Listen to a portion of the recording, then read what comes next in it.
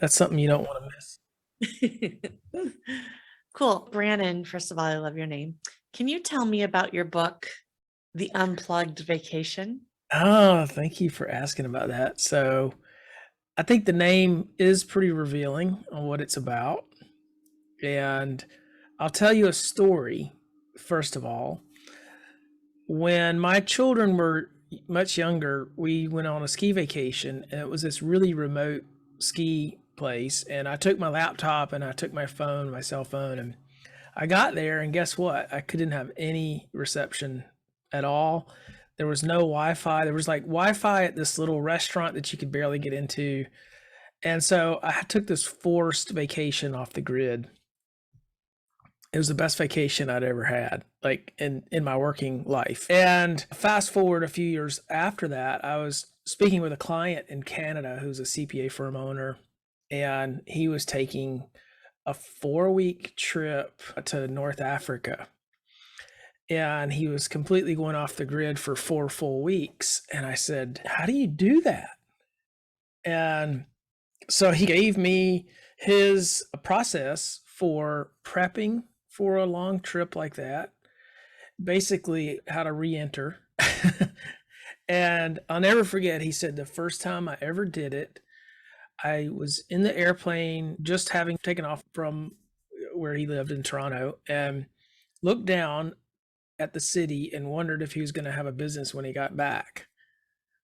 And he said the cool thing was the staff stepped up. The clients were happy for him. The other thing was he didn't just like ghost everybody and leave. And then he had to, for that kind of trip, you got to tell people ahead of time. You got to tell clients like, "Hey, I'm going out of town. I'm going to be out of pocket for a month." So that expedited a lot of work. And it actually brought in new work because people thought of these special projects that they wanted him to look at or consider. And so all in all, it was a great experience for him. We sell CPA firms all over North America. And we have this really interesting privilege in doing that is we see people's financial statements. So we actually see their numbers. And I can tell you this guy had a really successful practice. So if you didn't know what his schedule was like and you just looked at the numbers, you'd be like, wow, what's the secret here? And I've noticed that pattern in selling firms is the people who are balanced and they take the time off actually have more successful businesses. I wrote this really little book, The Unplugged Vacation. I call it an airplane read. It's really short. And we'll tell you how that works. So that's in a nutshell the book. Great. I'd love to get my business to the point where I don't even have to tell clients that I'm going, actually, let's be honest, I can actually do that now. I've arrived. My clients, they don't know who I am. They don't care anymore. Oh, So I have wow. reached the epiphany, Yeah. and have a great team that supports me. But I like that. I don't actually like going on vacation, but that's a whole nother thing. So let's move on to Accountant's Flight Plan podcast. Who's your target audience and guest profile?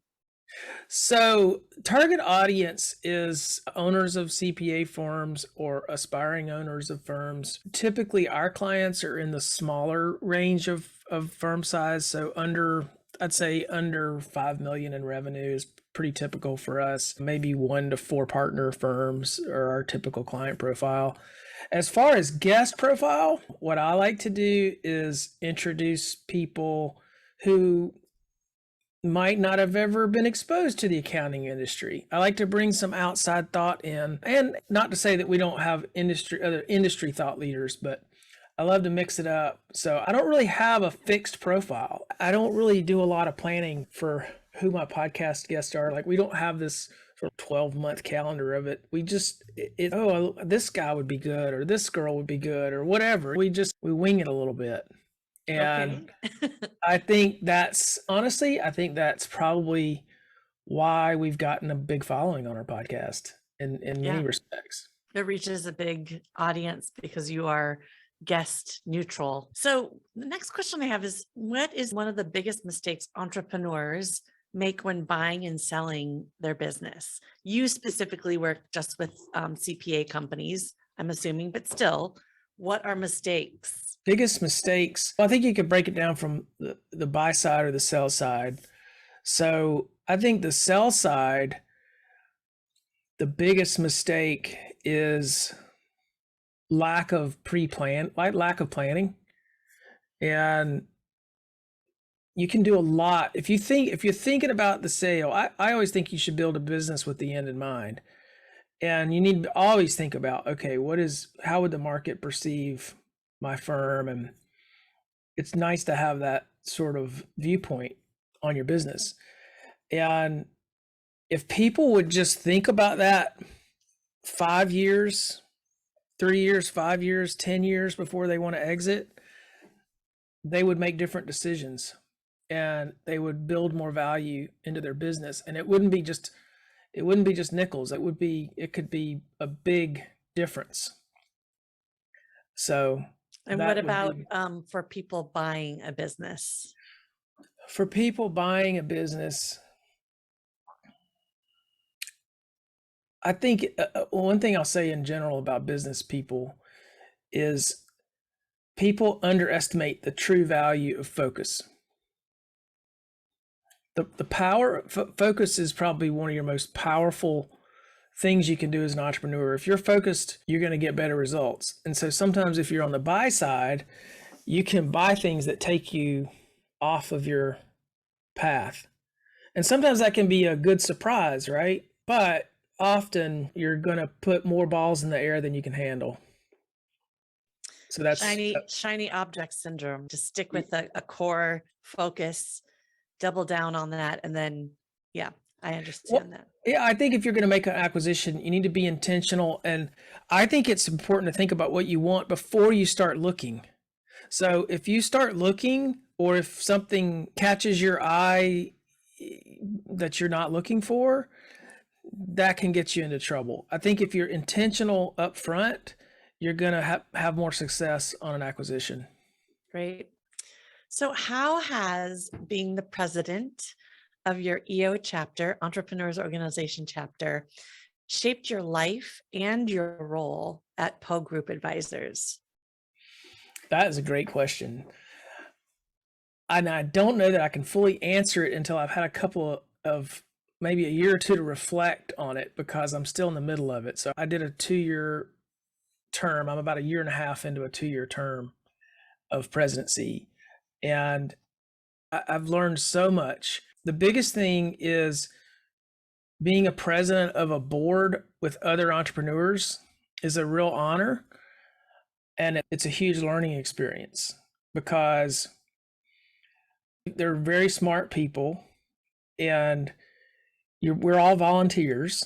So it's not like you don't have the same relationship you have with employees, because employees have to do what you say, or there are consequences that you've got tools in your toolbox, as they say.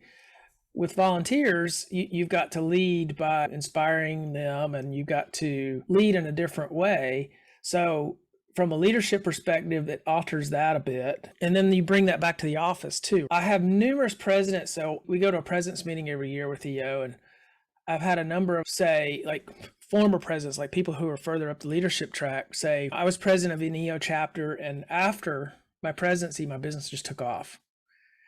And I can see why that could happen, because you have to make time for EO. It is a big responsibility, and it forces you to make your business run a little bit more without you. And so I feel like once that presidency's over, you've learned a lot. You've learned different leadership skills. You've learned to be more efficient in your own work. And then when you come back to just having a business, it's, wow, I've got all this extra capacity and extra knowledge. And yeah, it's just really cool to see. EOs, it's hard to describe the connections you make, and the training that EO has been phenomenal. The leadership training you get when you go to their president's meetings and their other meetings. And yeah. Have you taken advantage of any of their other programs, like the MP at MIT or the Harvard program? I haven't really had time to explore those things as president and running a business. I highly recommend if anyone's listening to this, I did both programs, or I am still in the MIT program.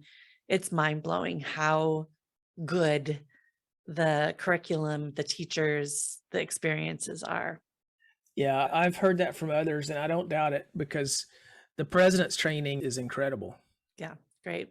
So in your business today, what would you say is your biggest challenge that you're facing?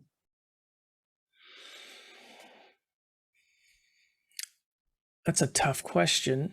We're growing very rapidly, and I love that. Like, I've always enjoyed when the business has been growing pretty rapidly. Not too fast, but rapidly. So I'm in a really good phase of my business right now. So I'm very content, but I can see that the challenge I feel like I've just kind of gotten through a challenge of sorts. I had a point where this past year, if we went back 12 months, I added several team members this year. I was president of EO. So the biggest challenge was managing my time. And I intentionally decided, okay, I'm going to work more than I want to work because it's temporary and because I need to make an investment of time so that I can get this business properly staffed and get the people trained. How much are you growing? By 20%, 70%? So we had a bit of if you look at year over year, it's a little bit deceiving because 2020, we did have a dip, which was the first year of COVID, was really weird for the accounting industry. And this year, I feel like the growth, we're probably about an average of a 20% climb, which is not super fast, but I'm content with it. Great. And so looking at next year, this is going to be a two-parter. What is your growth strategy? Number one. And I've got to ask this question, so I'm going to just prime it right now. You just said that other businesses they should be thinking building to sell or having that mindset. Are you building an exit plan? So both things, growth strategy and exit plan. Yeah, so growth strategy, we have a workshop called Accounting Practice Academy, and we rolled that out. We built it in 2019, right before the pandemic, and was pretty fortunate that we had this virtual program ready to go in the spring of 2020. So we've ran it for 2 years. This year, we want to see maybe a 2x growth on that program. And what we have found, and we didn't expect this when we launched it, but Accounting Practice Academy has actually had a big impact on the brokerage business. A lot of people that are coming interested in the content that we have for Academy, they get in that content and then in those funnels, and then they convert to either sellers or buyers. So that's actually been a big part of our growth is Academy. As far as building to sell, I'm working to make the business much less about me. I'm personally not brokering any more deals. So I'm getting out of the direct client work and focusing on team building. We have a couple of new people this year, and they're just doing amazing. We've got everything systematized and processed out. And so, yeah, I'm in the next phase, at the beginning of that next phase. And I want to make this business less and less about me so that other people can be running it. And if that's the case, then you can sell it whenever you want to sell it. Or not sell it, but just have that peace of mind that if you need to, or you end up wanting to, you're there, you're at the finish line. Right. Yeah. Great. I know that was quick. I am trying to do these shorter and we're done. Do you want to add anything that we missed?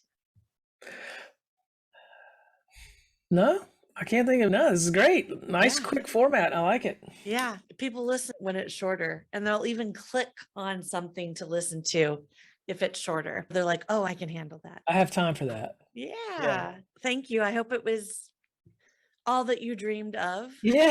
Yeah. It was great. It was great. You need anything from